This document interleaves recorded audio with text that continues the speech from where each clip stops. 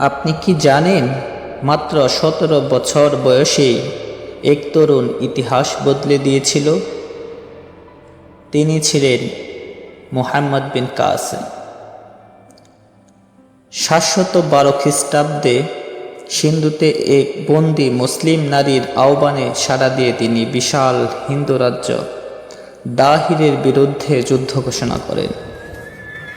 মুহূর্তে নয়, পরিকল্পনার মাধ্যমে, তরবারি দিয়ে নয়, নেতৃত্ব দিয়ে।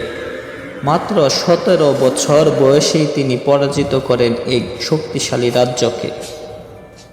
তার হাত ধরে ইসলাম প্রবেশ করে ভারতীয় উপমহাদেশে। এটা ছিল বিশ্বাস, সাহস আর আত্মত্যাগের বিজয়। কিন্তু আজকের মুসলিমরা বিভক্ত। ভাষা, বর্ণ, মাযহাব, দল আর সাময়িক স্বার্থে।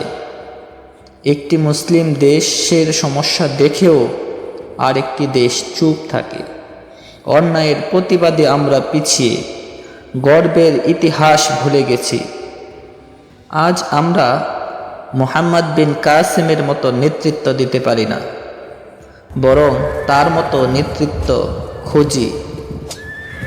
আমরা লড়াই করি না সত্যের জন্য, বরং তর্ক করি ফেসবুকের কমেন্টে।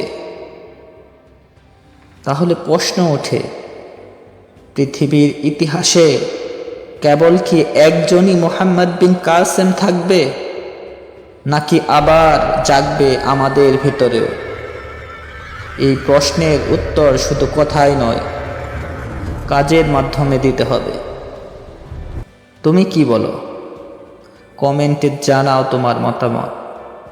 আর ভিডিওটি শেয়ার করো যদি তুমি বিশ্বাস করো আমাদের ঘুম ভাঙার সময় এখনই।